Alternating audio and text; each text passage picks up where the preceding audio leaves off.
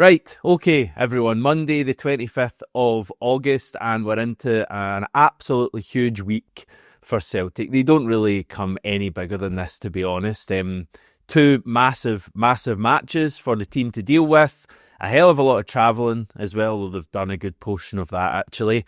And I was thinking if there's ever like a week for the phrase one game at a time to really take hold and mean something, then this is the one. We'll deal with Kairat first, massive match tomorrow, and then as we get on through the week, we can start to turn to Sunday's derby at Ibrox. So yeah, it's going to be great, I hope. Anyway, the plan for today's video is to go through a few of your comments, just a few from the Livingston game on Saturday. There's kind of one bit of news I want to talk about, and then we'll be hearing from a guy who knows Kairat and Almaty and Kazakhstan really well, just to get a real insight into what Celtic are going to face tomorrow night. I think that's it. Oh, we might have a laugh at Rangers as well, because that's always good. Today's show is sponsored by Practical CBT, everyone. Your route to great mental health.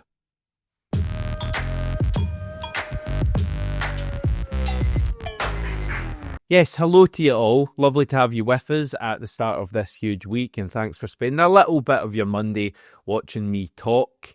Very special salem to the Kazakhstani, who has somehow found Celtic AM and has been sending in a fair few comments. I had to translate these, but I'm very glad that I did because it gave me a good laugh earlier. So 3 comments we've had from this person. Comment number 1, translated, read, "Your half-English dick will not understand why you need England." Number 2 was simply, "Kairat is waiting for you, girls," which was actually followed up by a reply from the same person saying, "In Scottish skirts." Yep, thanks for clarifying that. Comment number 3, which may be my favourite just because of its simplicity, read, "No offence, but you'll be left in kilts." It's solid patter, to be honest. It did make me laugh earlier on. And all that remains now is for you legends to find the Kairat AM or Kairat Fans TV or Ryan 118 and just to spam their accounts with the same kind of stuff. Oh God. Anyway, back on topic, and talking of comments, we had a few sent in after the game yesterday. The reaction video went up yesterday. Please check that out. A lot of stuff on Hayato Inamura from you lot, and a lot of positive comments about Hayato Inamura, who I think did very well in what was his first competitive start for Celtic. I'm not really into stats, but I know my good pal John McGinley was talking up Inamura's stats and saying that they were incredibly impressive as well. So I think he passed more than one test. We've got Darren commenting saying, "Can see why Celtic scouted Inamura. Brilliant possession on the ball, cracking crosses and long balls. Bit of strength needed. That's about it. Do not put him out on loan." We also had Pop Gauze saying, "Inamura, one of the best players in the park. Unruffled and unspooked, passing ball out of defence, unlike most of our defenders. Much better defensive header of the ball than Greg Taylor. Probably a better defender than Greg Taylor. So we should loan him out? Are you serious? Loan out the worst performing players?" Yeah, there's no doubt Inamura was really impressive. He's very adept with the ball at his feet. There's one pass he played in particular. You may remember it second half, where I think he gets the ball played into him really quickly and he just kind of fizzes it out to probably Dane Murray, kind of across the back 4, but it was just done with real pace. I think he's got such a good picture of the game. He knows what he's going to do with the ball before he does it. It's never kind of been the issue with Brendan Rodgers. I've heard a lot of people say, "Oh God, I can't believe he was in the team," and that kind of thing. Brendan Rodgers has always been pretty consistent in saying that it's defensively at Champions League level, he feels that Inamura is lacking somewhat. And to be honest, we can't really say anything definitively about Inamura defensively because he's not really had anything to do defensively. I think the reality is he probably is going to go out on loan. I think we're going to sign a left back I would hope that's the case. And then you're kind of wondering where Inamura would even fit into the picture at that stage. So I'd much rather he goes out on loan to another Scottish team, or even down south if it has to be down south, rather than just kind of making up the numbers on our bench every week. But I definitely think there's something there, and I'm excited to see him, potentially next season. I hope if he does go out on loan that there's like a plan for him and a development there, and it's not just like I will put him out on loan and kind of out of sight, out of mind type thing. Like, let's try and turn him into a proper Celtic player, because he's got all of the talent on the ball, and that's difficult to find. Just on a different topic, Great Badger saying, think Yang has earned the right to start on the left Tuesday. He would have scored but for a world-class save and set up Nygren's first with a positive run and shot. Playing him on the left would allow Maida to move into the centre forward, as starting with Ida is not an option. I would start Yang on Tuesday. I know he's not perfect. I know he's so unpredictable and frustrating. You don't know if you're going to get good Yang or bad Yang. Should have said yin or yang there. I sometimes you can't quite put your finger on it. I just think Yang might do quite well if he starts on Tuesday. Like, I just think he's got that kind of unpredictability and the ability to run with the ball, and we might require just that bit of unpredictability on Tuesday. We felt incredibly predictable in the first leg, and it wasn't really until Yang came on in the second half that we got a bit of an improvement. I know it was kind of short-lived, and he ended up maybe not doing quite as well as the game went on. And in an ideal world, I wouldn't have Yang in my starting lineup, of course, but we're not in an ideal world with Celtic at the moment. And I think my front three, thinking about this a bit, would probably be Dyson on the left, Yang on the right, and Shin through the middle. But I'm not against Dyson through the middle, Yang on the left, and then either like James Forrest or even Benji Nygren on the right. I'm not against that at all. But yeah, Yang starts for me on Tuesday. In terms of other things you were talking about, a few you talking about plantar fasciitis, which is the condition that Austin Trusty has. A lot of you have had your struggles with that in the past, and a lot of you not feeling too positive about Austin Trusty's chances of recovery, or certainly chances of us seeing him anytime soon. So that's a little bit concerning, I would say. I think as Scott said yesterday, you basically just have to rest it and hope that it gets better. So yeah, that's the situation. 3 wins from 3 so far in the Premiership. A 1-0 followed by a 2-0 and now a 3-0. Who have we got next? Yeah. We're not focusing on that game at the moment though. League table, everyone. We're actually the only team in the Premiership with a 100% winning record already. Rangers' struggles continued. Yesterday it was a third successive 1-1 draw for them in the league, this time against St Mirren. They are currently in the bottom half of the table, and they are behind us. I'm trying to remember how many points they're behind us. Oh, there we go, Russell. Thanks very much. Yes, 6 points behind us going into Sunday's derby. I did watch their game yesterday, and they were incredibly poor. Like, really bad, no quality going forward. It was a deflected goal that got them their draw. But I still think Sunday's going to be a really tough match for us, and we don't have a good record in the derby recently. So, yeah, it's there for us on Sunday, I think. They're not in a good place. The atmosphere, I think, is going to be even more poisonous than normal at Ibrox on Sunday. And if we get an early goal, it could turn pretty nasty or delicious from a Celtic point of view. But it's going to be tough. Again, I really think it's going to be a tough match for us on Sunday. They're going to be a lot better. But that's Sunday. Just in terms of news, the main thing is Michel-Ange Balikwisha, who was left out of the Antwerp matchday squad yesterday for their game against Mechelen. And that's just due to his move to Celtic, which is said to be pretty close. Antwerp are actually about to confirm a couple of big departures, according to the Belgian media. Goalkeeper Sen Lamens is moving to Manchester United, and Balikwisha is coming to us. So Balikwisha said goodbye to the Antwerp fans yesterday. I think he got quite a good reception from them as well. And yeah, you would think that will probably be completed sometime this week. You wonder with like basically anyone of any importance regarding Celtic currently in Kazakhstan, will that be delayed maybe until after that? Could he be signed in time to make the matchday squad on Sunday at Ibrox? I don't see why not. So yeah, that would be pretty cool. But yeah, it's going to be good to get him on board. I'll be honest, I don't know too much about him. Kind of lost interest after about 6 months of our interest in him, but we will be finding out a lot more about him on the channel. I'll get a guest on as normal, and that'll probably be during the international break because obviously we're got so much on this week, but we will do a deep dive into Balikwisha at some stage.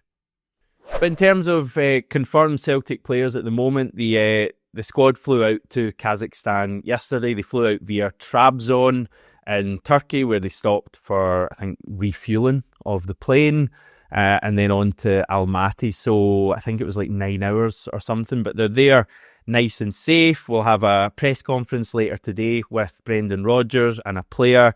I'm guessing the team will have a training session at the stadium as well, which will be pretty important. And then the matches like tomorrow evening, we're really not far away from kickoff. It's a hell of a kind of quick turnaround between Saturday and Tuesday, especially when you factor in all of the travelling.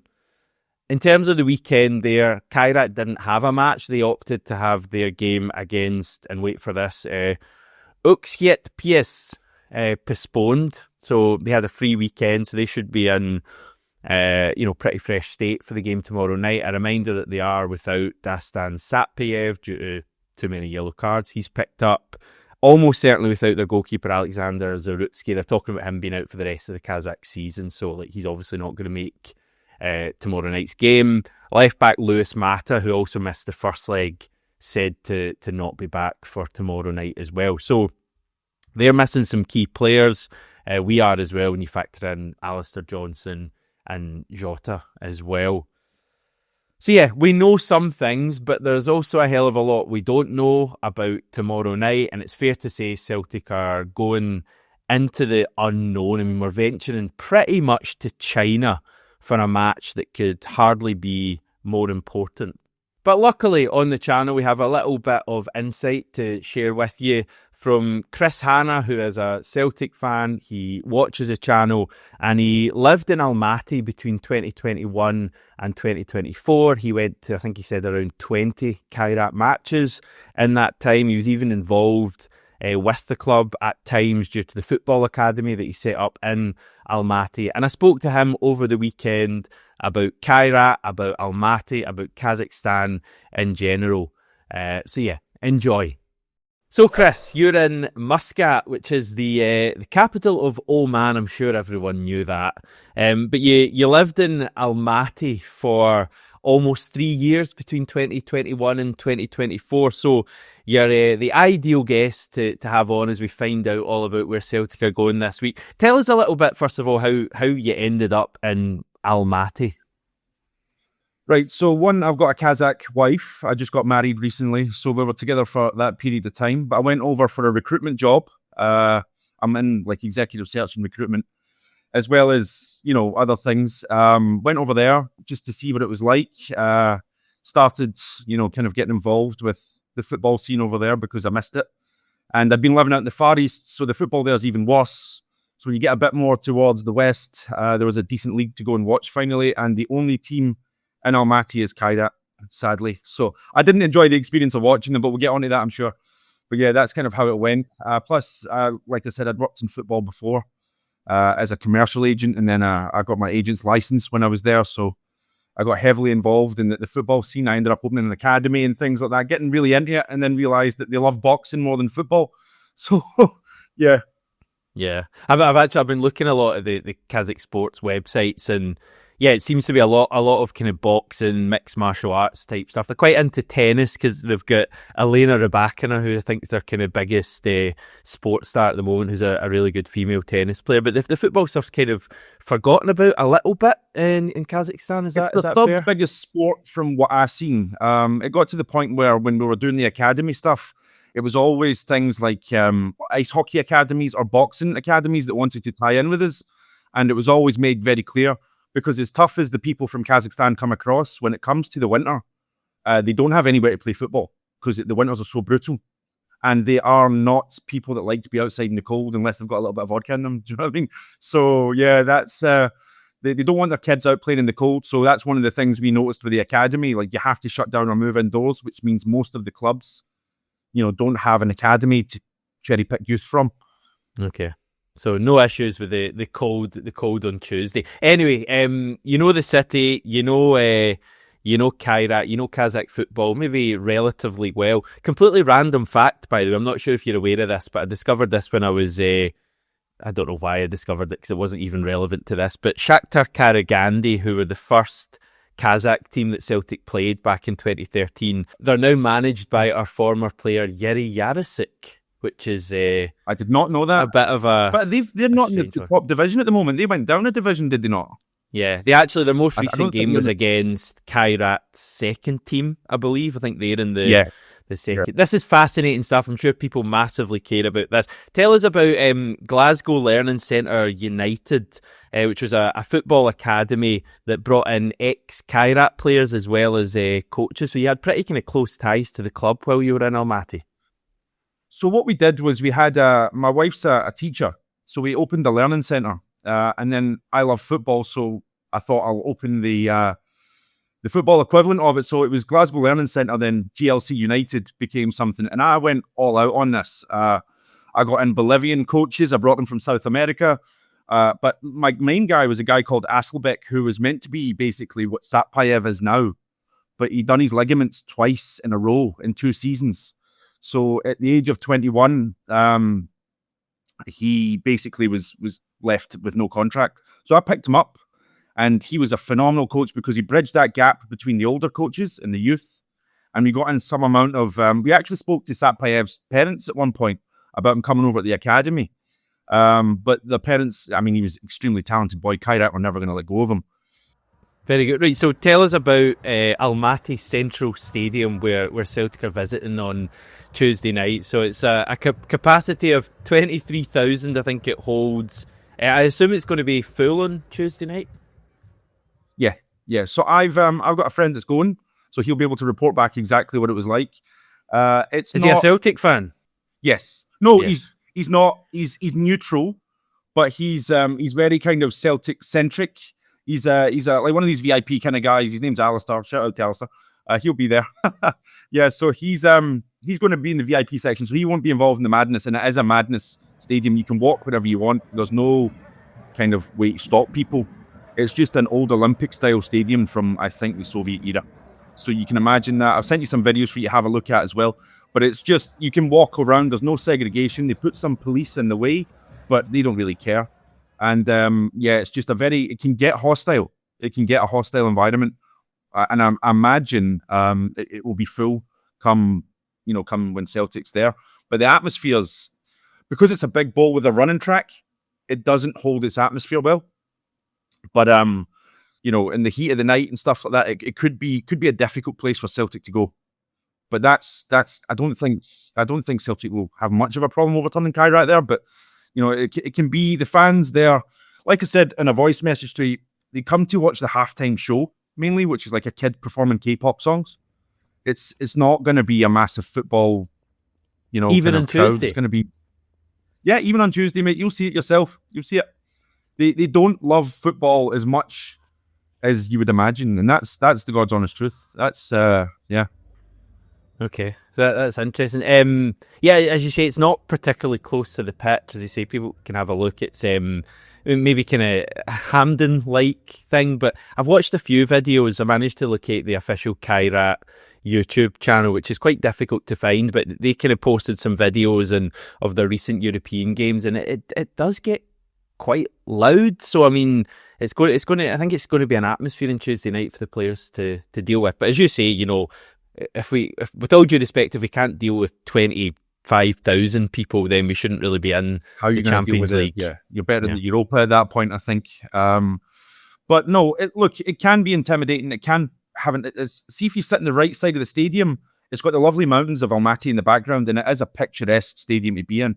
but it is an old, decrepit. That's the word I'm going to use. It's a mess inside. I don't imagine they've cleaned it up, and I'm not going to sit here. I don't hate Kairat or anything. It's just not a great stadium.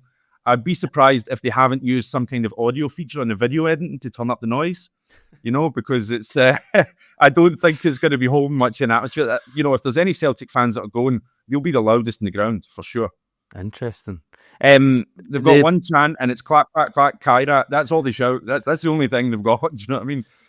In terms of the pitch, I did notice Slovan Bratislava were moaning about the pitch after their visit there. Again, I watched the kind of video of that game, and pitched, while it maybe looks okay, and clearly we've dealt with worse, it maybe is a little bit bobbly. Do you have any thoughts on the games you were there on the pitch?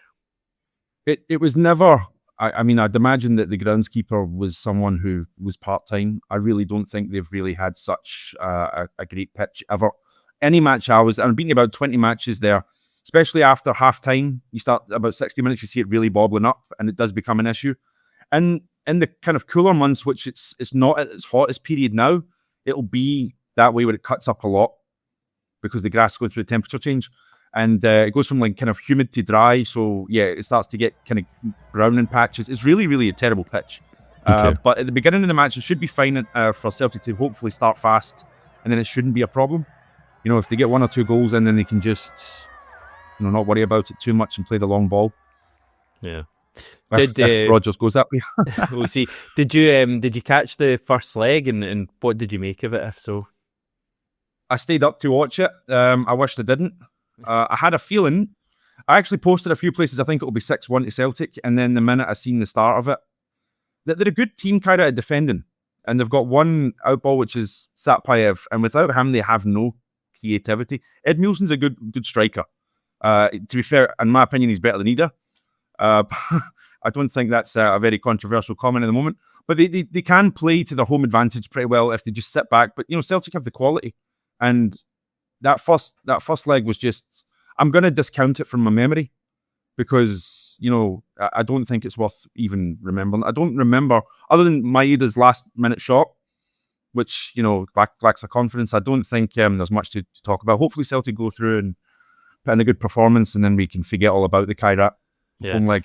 How different a proposition are Kairat going to be, though, in their own stadium? Because they've been very strong in their 3 rounds previous. I don't think they've even conceded a goal at home so far. I think they'll go the same way. Ultra defensive, try to hit teams on the break. They've got a lot of confidence in the media. So my wife speaks Russian and Kazakh. She's been reading it to me.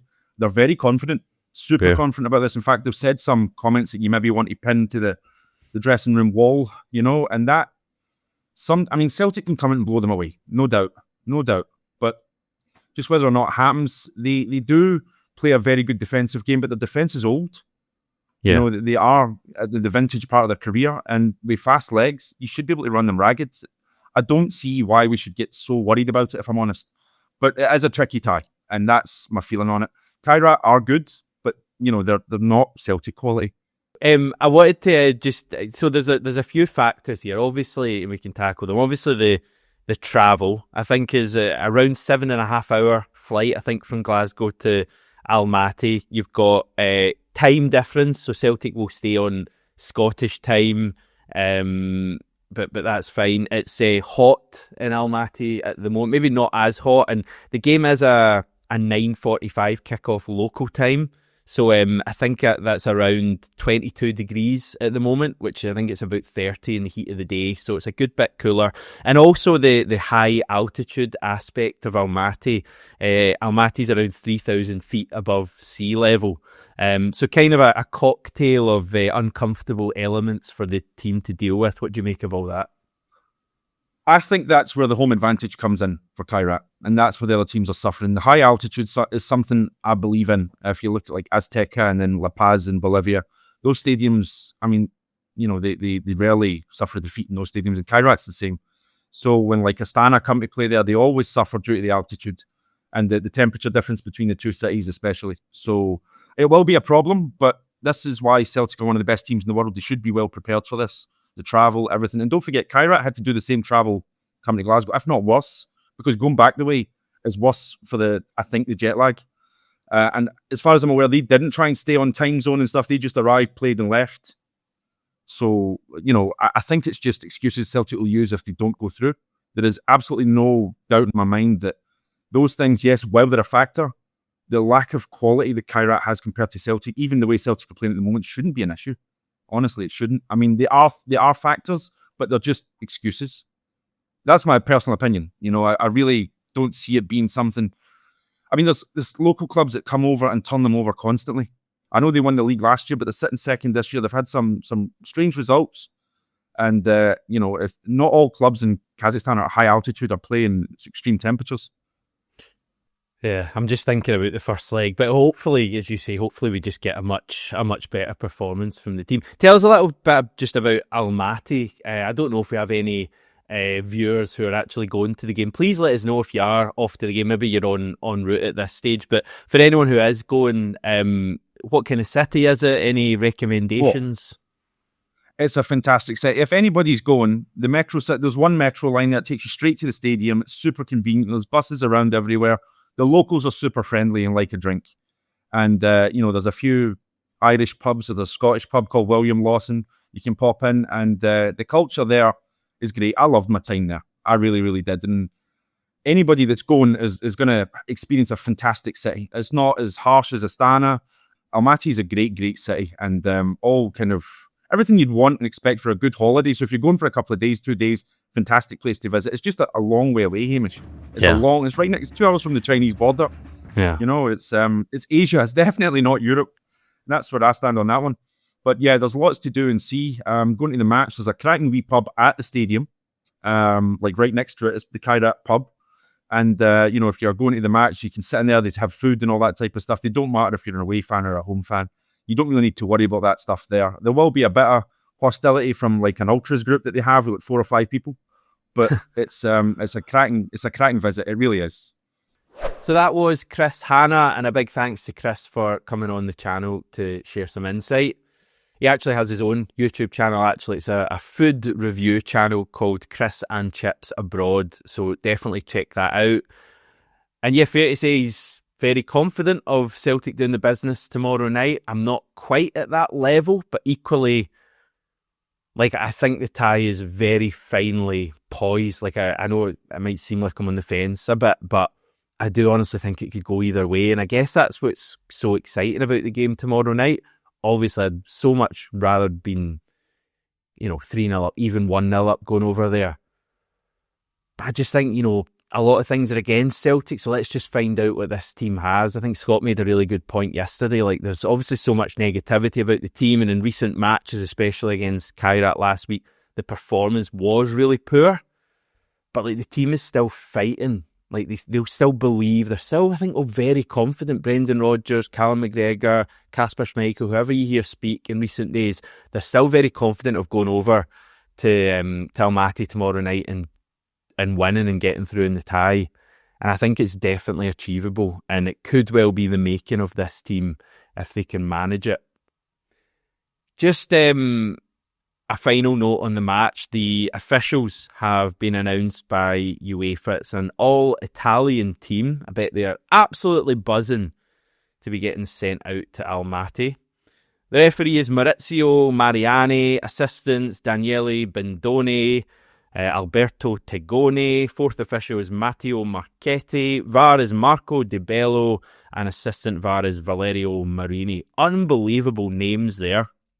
I know the referee Mariani is a kind of controversial figure in Italy. I think there's been a few decisions, in particular one last season, I think, that featured Inter Milan.